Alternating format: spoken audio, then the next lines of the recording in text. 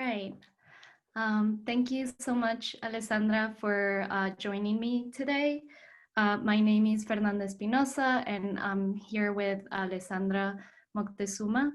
And she is currently at her home in San Diego.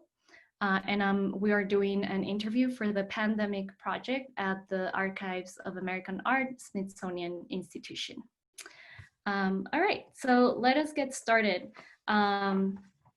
So we don't have a lot of time, but as we discussed, we really do want to cover some of the experiences of artists and curators and people involved in the art world during this pandemic, as well as the recent uprisings and shifts in the United States. So I just want to get started by asking you how you've been and how you've been coping with everything. I'm doing pretty well. I was very fortunate that I could continue my work from home. I'm a professor and curator for one of our community colleges, San Diego Mesa College. So I was able to continue teaching online, and it was a little bit more challenging to continue the work with artists in the gallery, but we have done some programming online. And with the family, that's been also lucky in that my husband can also work from home as a professor and a writer, and my kids, my teenage twins, they also did the shift online. So we're all doing okay and have figured out new routines to stay healthy and stay connected and occupied. That's great. I'd like to get started by asking you how you navigated your practice during this time where we've all had to be inside or in some way or another disconnected from how we previously moved through spaces and people and with people. So tell me a little bit more about how you navigated that world. Well, it was, for me, being an artist and being a curator means being very much connected to the arts community and my student community. And so one of the ways that I feel we get inspired and have those creative conversations is by seeing each other's artwork, inviting people to our art gallery, me going to see other exhibitions. And so it was a little bit difficult when that was completely taken away from us. And so when the order to shut down California came to be, we were setting up a beautiful exhibition at our college and working with 4 women artists, 2 ceramicists and a painter and a sculptor. And we were so excited to have the opening, and we suddenly had to cancel everything. And my students had been helping with the installation of the artwork. They've been helping creating some of the materials for the exhibition. And so it was a big kind of disappointment, to have put all that work, and then suddenly we were forced to shut everything down. And the exhibit was almost done. So I had gotten the notice that we were probably going to shut down for a period, and then very quickly it changed to, no, now we're going to shut down for the whole semester. So I went back to the college and to my office and to the art gallery to pick up some things. And as I walked into the gallery space, seeing all the artists had set up this surreal banquet with surreal ceramic objects. And then we had this beautiful mosaic and metal trees and these paintings that gave the feeling of a fantasy, fairy tale land.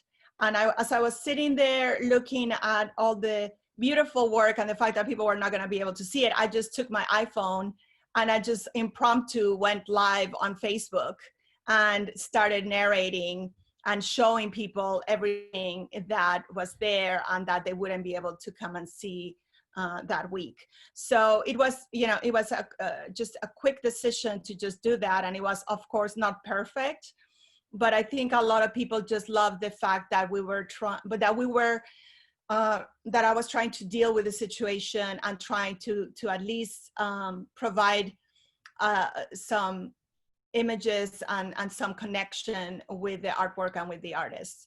And later on, we've done some projects with the artists, some video, virtual interviews. But to me, what I feel is most representative of the moment, of the uncertainty, of they just having to figure something out quickly, was that impromptu video that I created. And the show is called Ludicrous Tales, and it's kind of become an upside down world, and now the exhibit is like Sleeping Beauty. It's still in the gallery.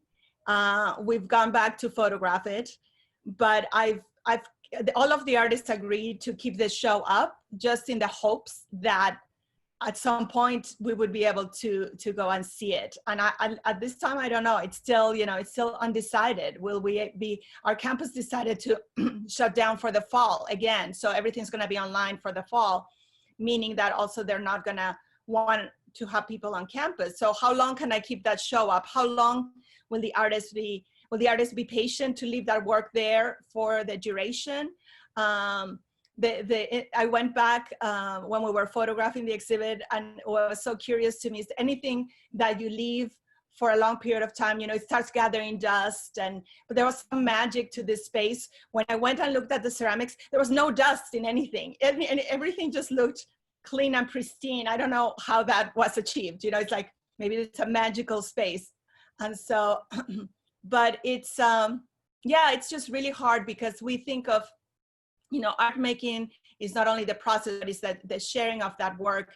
And you can't really recreate virtually a reception, or, like that social engagement on Zoom is like, it's not really, it doesn't really work the same.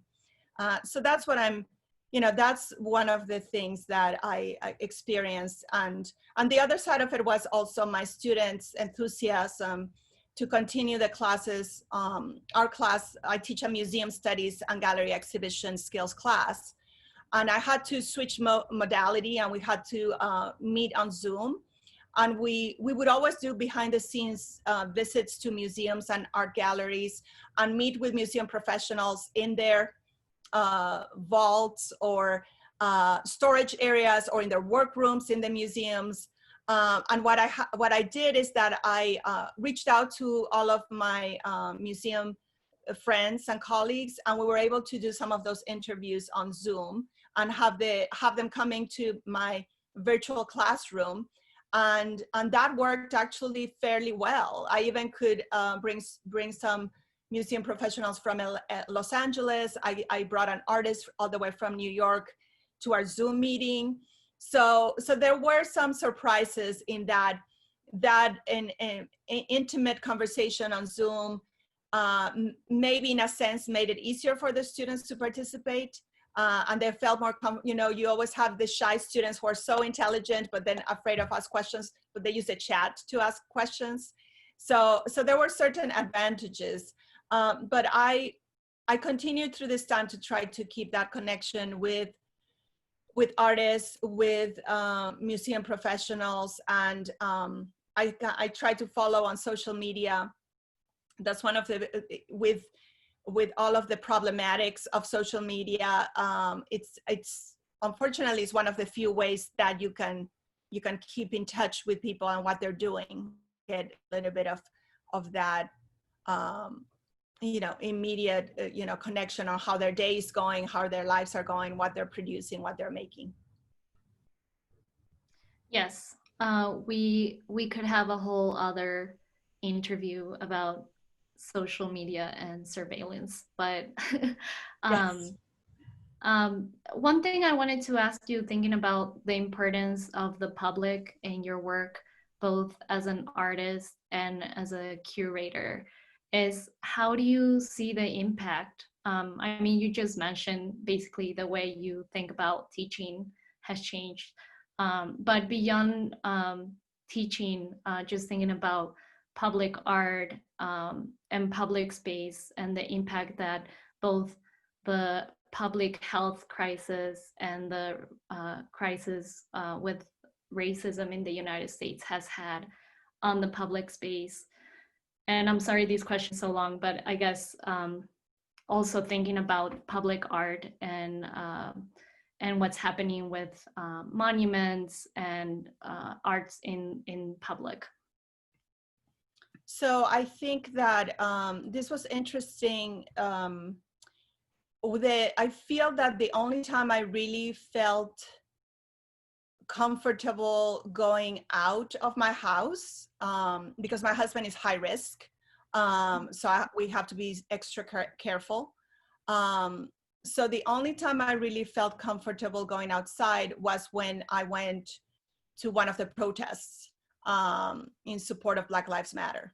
And my teenagers had gone to a protest, the one that happened in La Mesa, the first one here in the area. And I let them go by themselves just so that they would have that experience of having the agency of not being, with a family, but being on their own. And my husband and I also went to, to some of the other protests. And it was the first time that I was like in a group of people since everything had shut down. And everybody was very careful, very mindful of keeping their distance. Everybody was wearing masks.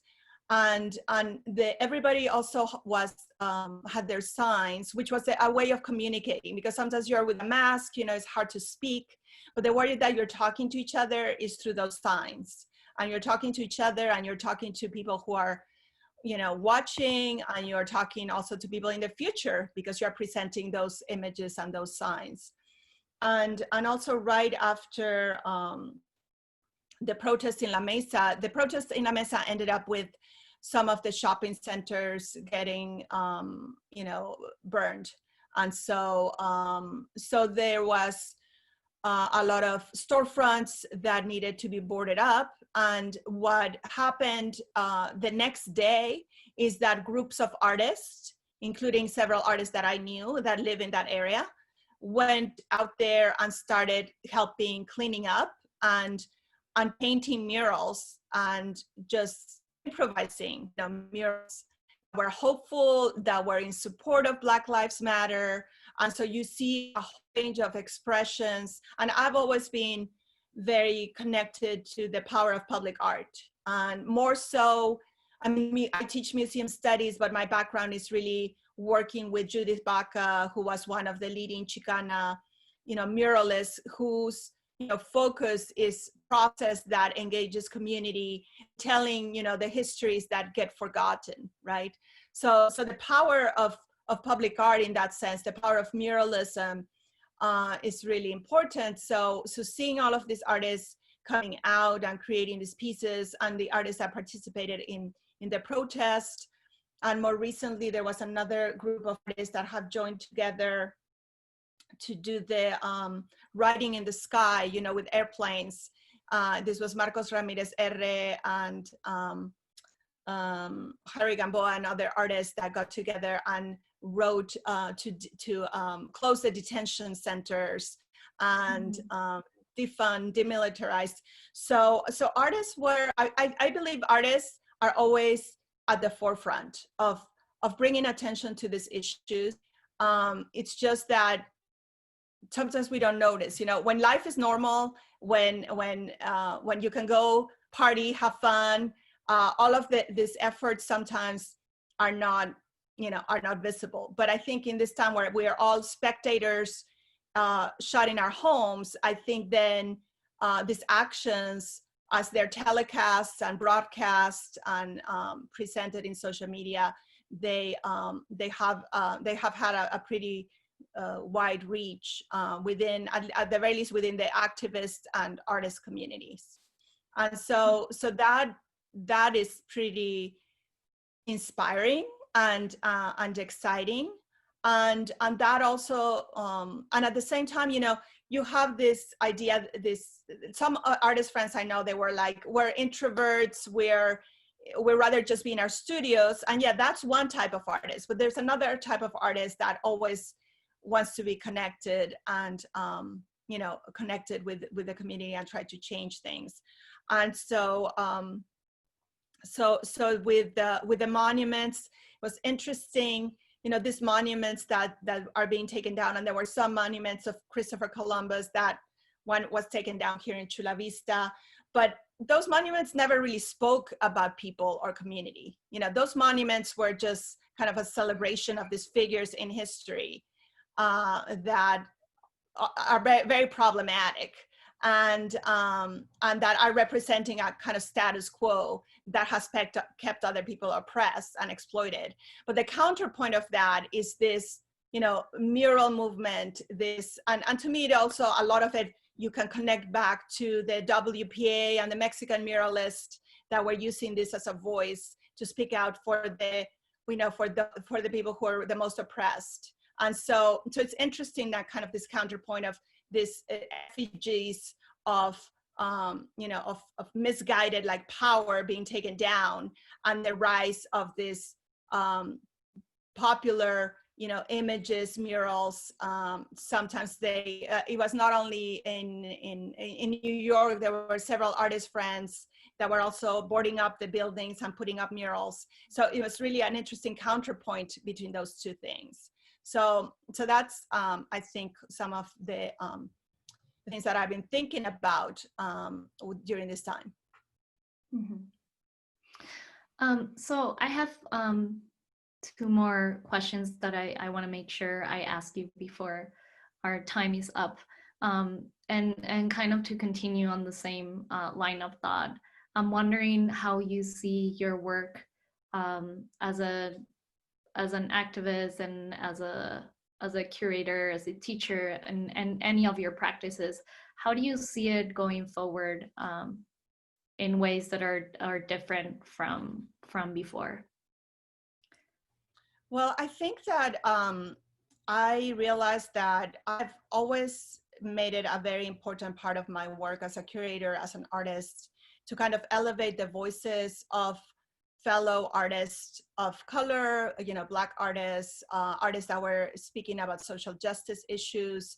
So if I look back at my 20 years curating at Mesa College, so many of those artists are artists that speak to those kinds of topics that are very relevant today, but that have always been in my mind, because as somebody who came to this country, who's Mexican, who's an immigrant, who's a woman, who had friends in Los Angeles who were from all over, and connected more with their experiences than that the experiences of kind of like an elite in, my parents were very highly educated, they were part of kind of the arts in Mexico, but they also instilled in me an appreciation of art that is from the people, as opposed to only this division of like the high art.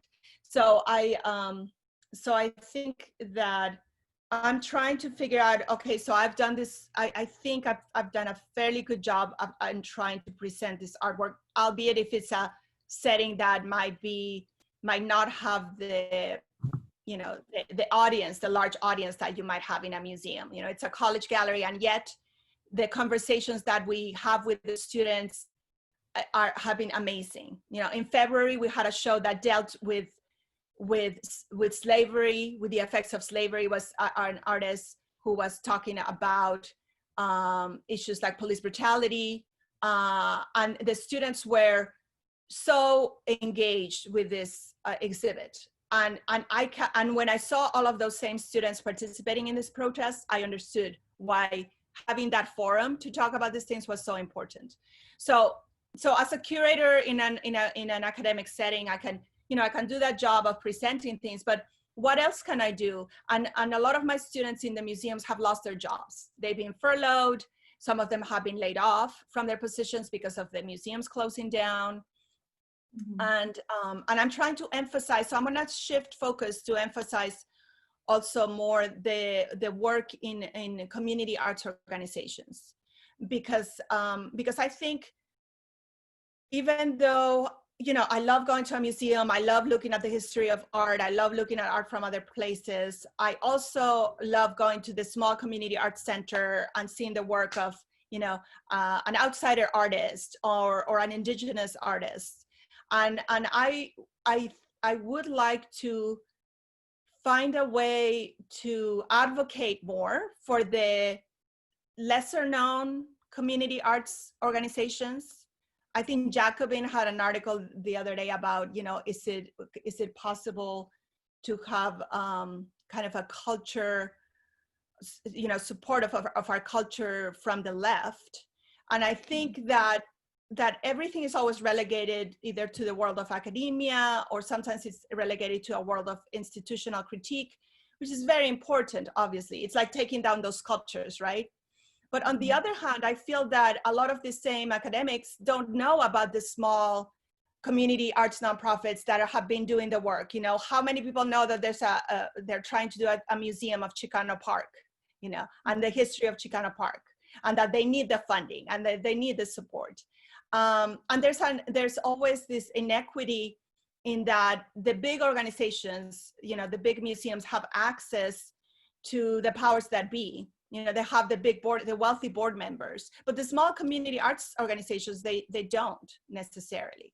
So I'm trying to figure out, as somebody who knows this and who does have connections with a broad number of artists, community arts organizations, but also knows people in museums. I also know people in the city. How can I advocate, for these smaller institutions?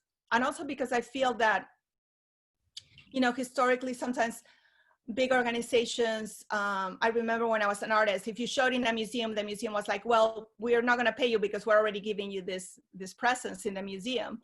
And that's a big, huge issue and a problem. And I think it's changing. I think younger artists are realizing that that's not the case.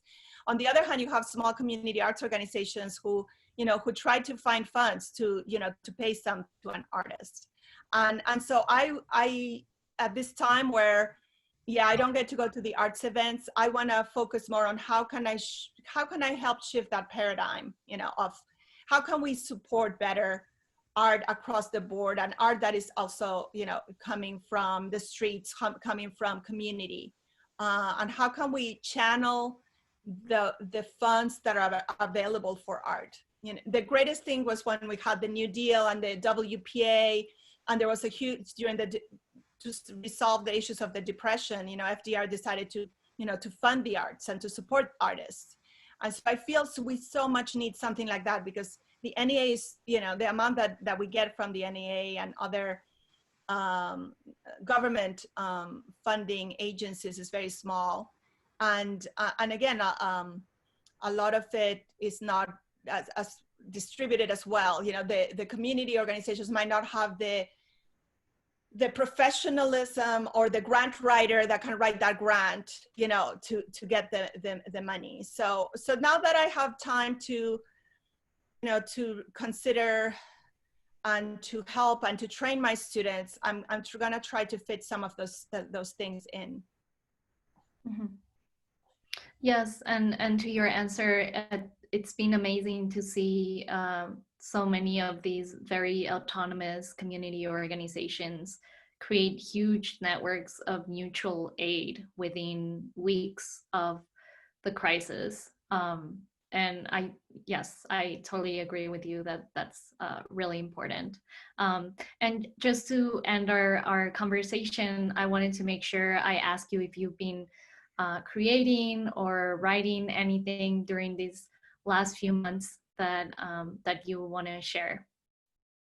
Sure. Yes. So I have been, it was busy, the transition to online. We also had to get certified to teach online. So it's been pretty, I've worked probably more hours during this time than other times, but I did do a few sketches and images that were reflecting on the political issues. So I did some images that reflected on, supporting our essential workers and the wearing of masks, and another kind of critique of the administration's,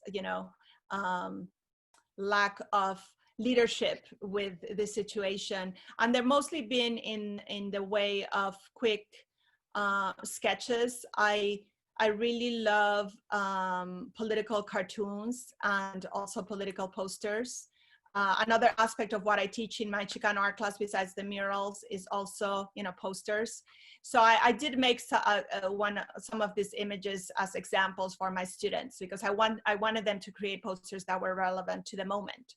So I wanted to just show them something that I had done. And also I wanted them to not be so afraid of creating something with very rudimentary materials, because unfortunately I don't have a studio. I really focus so much in curating that I've never really set up a proper studio, but I'm still have a hidden sketchbook underneath my pillow, that I go in there and I quickly sketch things, and then I post them on social media, because I also never go do the work of like submitting for exhibits or things like that. I just post them on my own social media and get them out that way. And actually, it was nice because one of them was picked up by a peace and justice organization, and they shared it, and so whatever I created did speak to them.